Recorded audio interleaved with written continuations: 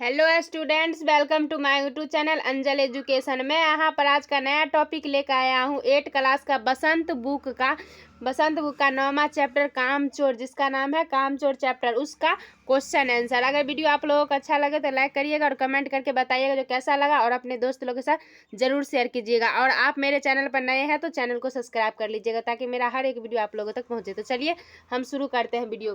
तो हमारा पहला क्वेश्चन हो जाएगा, कहानी में मोटे मोटे किस काम के हैं, किन के बारे में और क्यों कहा गया है। इसका पहला क्वेश्चन। इसके बाद हमारा पहला क्वेश्चन का आंसर हो जाएगा, मोटे मोटे से तात्पर्य यहाँ घर के सभी बच्चों से लिया गया है। बच्चे सारे दिन खेलते कूदते रहते हैं परंतु घर के काम काज में जरा भी मदद नहीं करते हैं।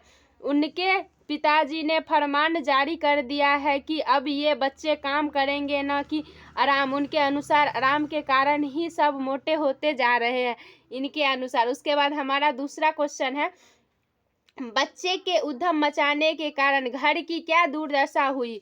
दूसरा क्वेश्चन, इसका दूसरा का आंसर हो जाएगा, उनके उद्यम से सारे घर में हंगामा मच चुका था, पूरा घर अस्त व्यस्त हो चुका था। सारे घर में मुर्गियों थी। भेड़ों ने तो जैसे अपना निवास स्थान बना लिया था। चारों तरफ टूटे हुए तसले, बाल्टियां, लोटे, कटोरे बिखरे पड़े थे।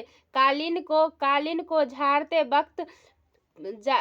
वक्त पूरे घर में धूल भर दी गई थी। चाचा बेचारे तो जैसे अपनी जान बचा ही पाए थे। तरकारी वाली तो अपना तरकारी खराब होने का मातम रो रो कर मना रही थी। ऐसा लगता था मानो पूरे घर में तूफान आ गया है और सारा नाश होकर के वापस चला गया हो। यहाँ तक कि बच्चों को नहलाने धुलाने के लिए नौकरों को पैसे देने पड़े। उसके बाद हमारा ये मतलब इसमें बच्चे के बारे में बताया गया है, जो बच्चे कैसे अपना घर में शरारत करते हैं। उसके बाद हमारा क्वेश्चन नंबर तीसरा है, या तो बच्चा राज काम कर लो तो मुझे ही रख लो, अम्मा ने कब कहा और इसका परिणाम क्या हुआ।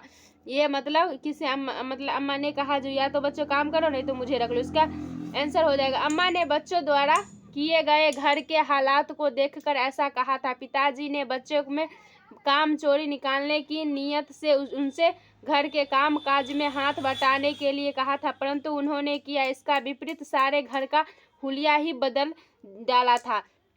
यहाँ तक आप आंसर लिख सकते हैं। इसका आंसर मेन पॉइंट यहाँ तक ही आंसर लिख सकते हैं, अगर आप लोगों के यहाँ तक समझ में आ गया। अगर इससे आगे भी लिख सकते हैं तो यहाँ से आगे भी लिख सकते हैं, लेकिन इतना भी आंसर आप लिख सकते हैं, गलती नहीं होगा। उसके बाद यहाँ तक हो सकता है ये पॉइंट यहाँ तक। और उसके बाद हमारा क्वेश्चन नंबर चौथा हो जाएगा, कामचोर कहानी का क्या संदेश देती है। कामचोर कहानी का संदेश क्या देते हैं। कामचोर से ही यही सीख मिलती है कि काम के लिए समझदारी होना आवश्यक है। बिना सोचे समझे किया गया काम हमेशा नुकसान ही देता है। जैसे पिताजी के दिए गए कामों को अपनी नासमझ से बच्चों ने बर्बाद कर दिया। अगर वो इसी काम को आराम से व समझदारी से करते तो उनके घर का बुरा हाल न होता। बच्चों के शुरू से ही तरीके के काम करना सिखाना चाहिए था। हमेशा से मतलब समझदारी से कोई काम करना चाहिए, तभी वो काम सफल होता है। इसमें मतलब जल्दीबाजी में किया गया काम हमेशा व्यर्थ चला जाता है। उसके बाद हमारा क्वेश्चन नंबर दूसरा है, मतलब क्वेश्चन नंबर 5वां है, क्या बच्चों ने उचित निर्णय लिया है कि अब चाहे कुछ भी हो जाए हिलकर पानी भी नहीं पिएंगे।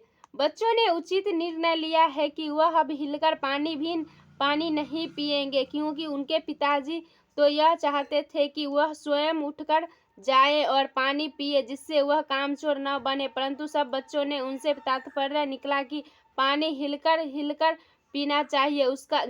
जिसका परिणाम यह हुआ कि बच्चे ने पानी पीते पीते हिलना आरंभ कर दिया और धक्का मुक्की आरंभ कर दी और सारे मटके और सुराही इधर उधर गिरा दिए। न तो उन्हें ठीक से पानी पिया और न ही दूसरों को पीने दिया। वैसे उन्हें चाहिए था कि स्वयं उठकर पानी पिए और पिए पर उन्होंने बात को ही गलत समझकर उसका अर्थ बदल दिया। मतलब इसमें बात ही को कुछ अलग समझ कर और लड़ाई झगड़ा कर कर मटका उटका को इधर उधर फोड़ फाड़ के बच्चा अपना शैतानी किया। उसके बाद हमारा दूसरा क्वेश्चन मतलब पाठ से आगे का क्वेश्चन है, घर के सामान्य काम हो या अपना निजी काम, प्रत्येक व्यक्ति को अपनी क्षमता के अनुरूप उन्हें करना चाहिए, करना आवश्यक है। क्यों है? इसके मतलब पाठ से आगे तक का क्वेश्चन इसलिए भी जरूरी है कि यदि हम अपने घर का काम या अपना निजी काम नहीं करेंगे तो हम कामचोर बन जाएंगे और दूसरों पर आश्रित हो जाएंगे और ये निर्भरता हमें निकम्मा बना देगी। इसलिए हमें चाहिए कि अपना काम दूसरों से न करवा कर स्वयं करें, अपना काम के लिए आत्मनिर्भर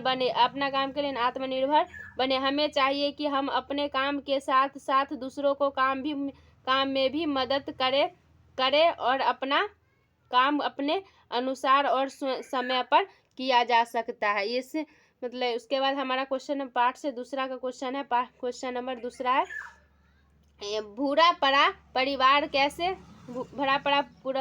परिवार कैसे सुखद बन सकता है और कैसे दुखद, कामचोर कहानी के आधार पर निर्णय लीजिए। मतलब कैसे सुख हो सकता है मतलब फैमिली और कैसे दुख हो सकता है, इसके बारे में आप लिख सकते हैं। मतलब इसका आंसर आप मन से भी दे सकते हैं। जो सब मिलजुल कर काम करेंगे, सब एक साथ रहेंगे तो हमारा परिवार खुशहाल रहेगा और साथ में अच्छा से रहेंगे तो खुशहाल रहेगा। और दुखी तब होगा जब एक दूसरे से दुश्मनी हो जाए, एक दूसरे के साथ रहना ना पसंद करे, इस तरह से दुश्मनी हो जाएगा। आप यहाँ से भी अपना मन से भी क्वेश्चन लिख सकते हैं और नहीं तो इसका आंसर आप लोग यहाँ से लिख सकते हैं। यदि सारा परिवार मिलजुल कर कार्य करे तो घर को सुखद बनाया जा सकता है। इससे घर की किसी भी सदस्य पर अधिक कार्य का दबाव नहीं पड़ेगा। सब अपनी अपनी कार्य क्षमता के आधार पर कार्य को बांट ले व उससे समय पर निपटा ले तो सब एक दूसरे के साथ वक्त बिताने का अधिक समय मिलेगा।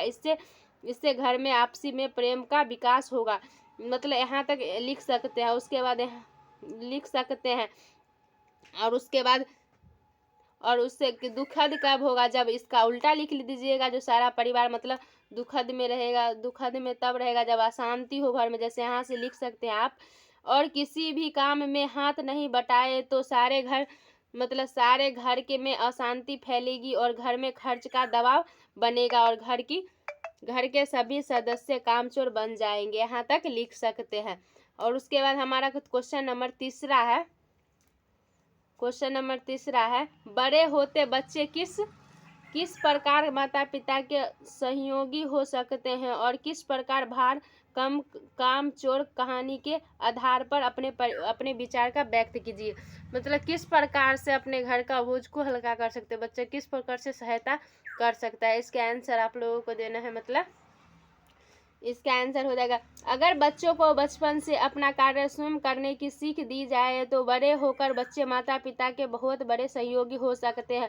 वह अगर अपने आप नहा धोकर स्कूल के लिए तैयार हो जाए तो अपने जुराब स्वयं धो ले, वह जूते पॉलिश कर ले, अपने खाने का बर्तन यथासंभव स्थान पर रख दे, उनके सारे कमरे के सहज कर रखे तो माता पिता के बहुत सहयोग कर सकते हैं। यदि इससे उल्टा हम बच्चों को उनका कार्य करने में सीख नहीं देते हैं तो वह सहयोग के स्थान पर माता पिता के लिए भार ही साबित होंगे। उनके बड़े होने पर उनसे कोई कार्य कराया जाए तो वह उस कार्य को भली भांति करने के स्थान पर तहस नहस कर देंगे। जैसे कि कामचोर लेख पर बच्चों ने सारे घर के हाल कर दिया था।